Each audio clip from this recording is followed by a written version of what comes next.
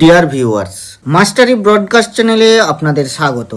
আজ আমরা আলোচনা করব সুপ্রিম কোর্টে ডিএ মামলার আগামীকাল অর্থাৎ 27শে মের শুনানি এবং আগামী 30শে মে নবান্নে হতে চলা অত্যন্ত গুরুত্বপূর্ণ বৈঠক নিয়ে। এই বৈঠকে কি কি আলোচনা হতে চলেছে সে নিয়েও কিছু আপনাদের তথ্য দেওয়ার চেষ্টা করব।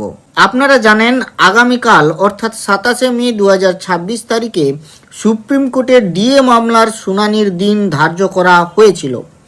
নবনির্বাচিত পশ্চিমবঙ্গ সরকারের জন্য প্রথমবার সুপ্রিম কোর্টে এই ডিএ ম্যাটারটিকে ফেস করার দিন ছিল।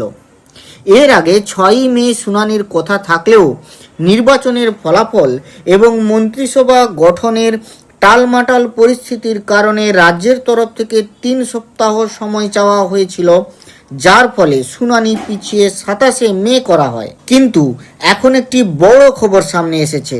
সরকারি কর্মচারী পরিষদের অ্যাডভোকেট অন রেকর্ড উদ্যম মুখার্জি আগামীকালকের এই শুনানি 4 সপ্তাহ বা 28 দিন পিছিয়ে দেওয়ার জন্য সুপ্রিম কোর্টে আবেদন করেছেন।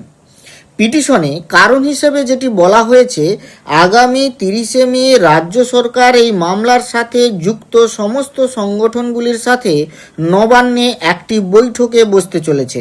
গত 5ই ফেব্রুয়ারি 2026 তারিখে সুপ্রিম কোর্ট যে জাজমেন্ট দিয়েছিল তা কিভাবে পালন বা কমপ্লায়েন্স করা হবে তা নিয়েই মূলত এই আলোচনা হবে। আবেদনকারীদের উদ্দেশ্য হলো 30 তারিখ রাজ্য সরকার কি আলোচনা করে তা আগে একটু দেখে নেওয়া। এবার আসি সবচেয়ে গুরুত্বপূর্ণ বিষয়ে, যেটি আপনারা এতক্ষণ ধরে অধীর আগ্রহে অপেক্ষা করছেন শুনতে, যে 30 তারিখের নবান্ন বৈঠকে মূলত কি কি বিষয় নিয়ে আলোচনা হতে পারে। Confederation of state government employees, unity forum বা সংগ্রামী যৌথ মঞ্চর মতো এই সংগঠনগুলি মূলত 5টি বিষয়কে এই বৈঠকে সামনে রাখতে চলেছে। প্রথমত, 7ম পে কমিশন গঠন হওয়ার ক্ষেত্রে যে গুরুত্বপূর্ণ ফ্যাক্টর অর্থাৎ মাল্টিপ্লিকেশন ফ্যাক্টর, যা এর আগে 1.86 ছিল, তার বদলে এটি 2.5 করা যায় কিনা সে বিষয়ে আলোচনা হতে পারে। এছাড়াও দ্বিতীয়ত যেটি হতে পারে সেটি হচ্ছে এই 7ম পে কমিশন বা বেতন কমিশনের যে বিভিন্ন সমস্যা আছে বা অন্যান্য নানান দিক নিয়ে কিন্তু একটা কথা বা আলোচনা হতে পারে। তৃতীয়ত, এবং এটি খুব গুরুত্বপূর্ণ বিষয়, যেটি হচ্ছে কেন্দ্রের যে 8th পে কমিশন আছে সেখানে যে national council of joint consultative machinery তারা যে সাজেশনটি দিয়েছেন তারা হচ্ছে 3.83% ফিটমেন্ট ফ্যাক্টর করার সাজেশন দিয়েছেন। সেই সাজেশন অনুযায়ী সেই ম্যাটারটিকে আমাদের রাজ্যেতেও চালু করা যায় কিনা সেটির বিষয়ে একটি গঠনমূলক আলোচনা হতে পারে। এখন আপনাদের অনেকের মনেই প্রশ্ন জাগতে পারে, এই জেসিএম বা জয়েন্ট কনসালটেটিভ মেশিনারি বিষয়টি আসলে কি? সহজ কথায়, জেসিএম হলো সরকার এবং সরকারি কর্মচারীদের প্রতিনিধিদের মধ্যে গঠনমূলক আলোচনার একটি বিশেষ প্ল্যাটফর্ম। 1966 সালে এই ব্যবস্থাটি চালু করা হয়েছিল, যার মূল উদ্দেশ্য হলো সরকার এবং কর্মচারীদের মধ্যে একটি সুসম্পর্ক বজায় রাখা এবং আলোচনার মাধ্যমে যে কোনো বিবাদের শান্তিপূর্ণ সমাধান করা, যাতে জনপরিষেবার মান এবং কর্মচারীদের ভালো থাকা এই দুটোই কিন্তু নিশ্চিত করা যায়। এই কাঠামোর আওতায় ন্যাশনাল, ডিপার্টমেন্টাল এবং রিজিওনাল লেভেলে জয়েন্ট কাউন্সিল গঠন করা হয়। এর একটি বড় সুবিধা হলো, যদি সরকার এবং কর্মচারীদের মধ্যে বেতন, ভাতা বা ছুটির মতো কোনো বিষয়ে সম্মতি না হয়, তবে কর্মচারীরা চাইলে বিষয়টি বোর্ড অফ আরবিট্রেশনের কাছে পাঠাতে পারেন। এই আরবিট্রেশনের রায় সরকার এবং কর্মচারী উভয় পক্ষের জন্যই মান্যতা পায়। সংসদের কিন্তু একটা বিশেষ অধিকার রয়েছে।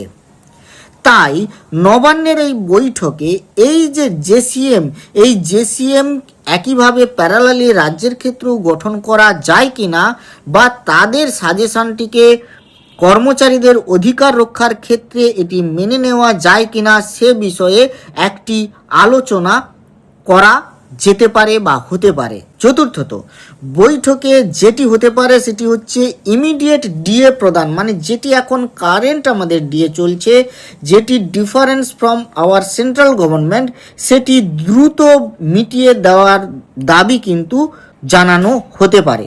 এবং এটি খুব কনস্ট্রাকটিভ হবে, কারণ আপনারা সবাই জানেন এবং এটি একটি প্রচলিত জিনিস যে নতুন যে পে কমিশন, যেটি 7th পে কমিশন গঠিত হয়ে গেছে, মানে যেটি ক্যাবিনেট সম্মতি দিয়েছে, তাহলে সেটি যদি লাগু করতে হয় তার আগে কিন্তু সমস্ত বকেয়া ডিএ সেটি কিন্তু মানে ফুল ডিএটাকে মিটিয়ে দেওয়াটাই বাঞ্ছনীয়।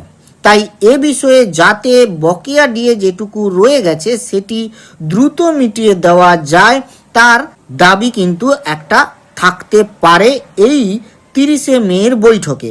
একেবারে পঞ্চমত এবং শেষ যে আলোচনা হতে পারে সেটি হচ্ছে বিভিন্ন যে চুক্তিভিত্তিক কর্মী, শিক্ষক শিক্ষিকা এবং অন্যান্য যে সমস্ত ডিএ গেটিং যারা ইনস্টিটিউশন আছে সে বিষয়ে সরকারের একটি দৃষ্টি আকর্ষণ করা হতে পারে। অন্যদিকে সুপ্রিম কোর্টের শুনানিতেও বেশ কিছু বড় প্রশ্ন থাকছে। রাজ্যের হয়ে এবার কে মামলা লড়বেন তা এখনও অজানা, কারণ আগের সরকারের আমলে অভিষেক মনু সিংভি বা কপিল সিব্বলের মতো আইনজীবীদের প্যানেল ছিলেন। এছাড়া পরমজিৎ সিং পাটোয়ালিয়া এবার রাজ্যের হয়ে সওয়াল করবেন কিনা, বিরোধীদের হয়ে করবেন সেটাও কিন্তু দেখার বিষয়। এই শুনানিতে মনিটরিং কমিটি, ইন্দু মালহোত্রা কমিটিও তাদের স্ট্যাটাস রিপোর্ট জমা দেবে। সুপ্রিম কোর্টে 27 তারিখের শুনানি পিছনের এই আবেদন গৃহীত হলো কিনা তা পরবর্তীকালে অফিস রিপোর্ট এলেই কিন্তু পরিষ্কার হবে।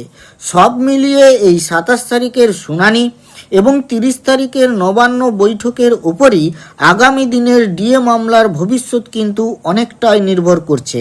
এই যে অফিস রিপোর্ট এটি যখন আসবে সুপ্রিম কোর্টের সাইটে এলেই আমরা কিন্তু পরবর্তী আপডেট জানিয়ে দেব। ভিডিওটি ভালো লাগলে লাইক করুন এবং পরবর্তী আপডেটের জন্য চ্যানেলটি সাবস্ক্রাইব করুন। ভালো থাকুন, সুস্থ থাকুন, ধন্যবাদ।